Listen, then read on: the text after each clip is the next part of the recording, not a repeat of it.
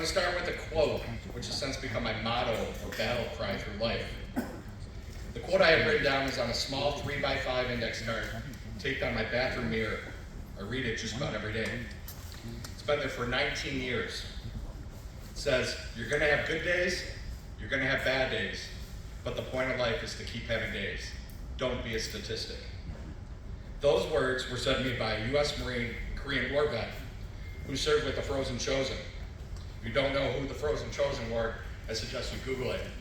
It's an unbelievable Marine unit from the Korean War. We met in an elevator upon checking myself into the VA and pushing the 10th floor button. If you haven't been to the VA, on the 10th floor is a psychiatric ward.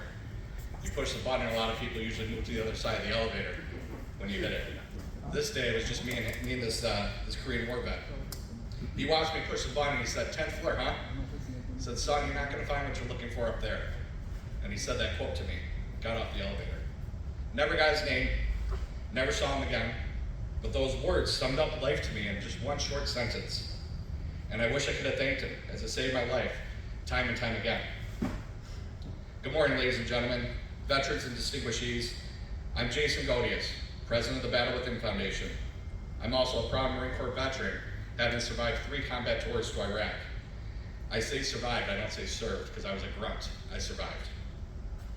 After being honorably discharged after my second enlistment, I struggled quite a bit trying to find my place in society. Though I still don't feel adjusted, I probably never will. Though that's something I've come to accept and I'm proud of. I'm not a civilian, I never will be again. I'm different, I'm a veteran, and that's better in my opinion. You see, the war never bothered me, and I was never bothered in doing my job, and never bothered in having to take someone else's life. I was more bothered by the memories of what my young friends looked like when they died. Scared, alone, and helpless. These are the memories that haunt me just about every night. See, when a friend dies, we don't have time to cope or dwell on it. Your friend died, and the next hour you're back out on patrol or doing a mission for a given number of days or weeks. You lock all that emotion up in a little black box in your head. And when you come home from war, that box exceeds its limit and explodes. And a dangerous tidal wave of destruction follows. I used to say I struggled with PTSD, but I've now learned to live with it. I have PTSD, but I'm going to be okay, because I know my worst day today surely does not need to be my worst day tomorrow. Amen. In May of 2019, the Battle Within Foundation formally dedicated one of the newest monuments here at the Buffalo and Erie County Naval Park. This monument was the first monument in U.S. history to recognize the highest casualties of all the wars, and that the war nobody ever talks about. And that's the battle we veterans face every day back home, and that's the battle within. Our twofold memorial recognizes those we have lost to veteran suicide, as well as recognizes those who are still struggling day by day, hour by hour, minute by minute, second by second. We've broken the stigma on PTSD and encouraging our veterans to not be afraid to talk about it or hide it. In fact, we have a bench right in front of the memorial that says, let's talk. We encourage our veterans to embrace it, because as a veteran, you are part of that 1% who has done something that no civilian could even fathom. Statistically, it was 22 veterans a day. However, this year's statistics show that it's around 20 veterans a day that we lose for veteran suicide. I can only pray that each year the numbers continue to go down as more mental health services and awareness becomes available to our veterans. Every Memorial Day, the Battle Within Foundation places flags that fan out the memorial and cover the grounds here at the Buffalo and Erie County Naval Park.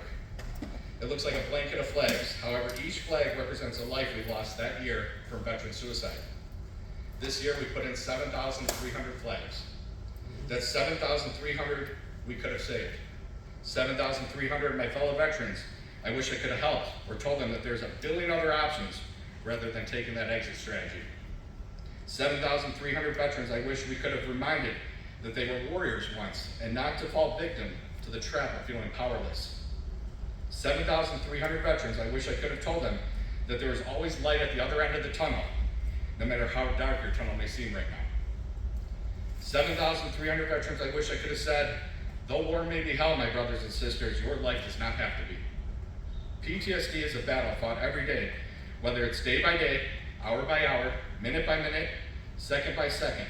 Some days are more difficult than others, And surely, there are some days that go very well, but it's a constant battle with your own wits. The best way to correlate it is to ask all of you, have you ever dwelled on something and been so scared of something that it manifested into something bigger? I'm sure just about everyone here could raise their hand to that and attest to it. You sit around and you wonder, man, I hope I don't fail my interview. I hope I don't fail my test today. And what happened, right? You fail. You end up failing your test. You fail your interview. It's because you created that reality, because you allowed fear to enter your mind, and therefore all you were thinking about were those worst case scenarios. Let me tell you just really how it works. No matter what you hear or you see, fear is the lowest vibration that exists. And if enough people out there only live in fear, they will manifest that into their own reality. It will consume them. They will fall victim to their own self-worth and be defeated. For those who have served, especially in combat, understand that before every mission and operation, there's a lot of time spent on mission planning. Planning for all those what-if scenarios. What do we do if we take contact from the enemy? What do we do if radio communications go down? What do we do if someone gets hurt? The fact of the matter is, when the helicopters landed and our boots hit the ground, the only thing that mattered was the what about now scenario. Life, my friends, is no different. Stop worrying about tomorrow and long term and focus on the now situation. Don't let fear control you or dictate what you can and cannot do. Focus on the now. What do I need to do to get through this minute, this hour, this day, this week, this month? Focus on now and not the things you cannot control. Don't let fear take control of you. To my friend Kaz, losing a brother is a void that never gets filled and a wound that never heals. I lost my little brother in February of 2021, and I have too many friends that I've lost to the battle within. We as the foundation will always recognize you, and we truly appreciate the awareness you help raise in breaking the stigma on PTSD. Ladies and gentlemen, you're going to have good days. You're going to have bad days. But the point of life is to keep having days. Keep moving forward, my friends. Thank you. Semper Fidelis.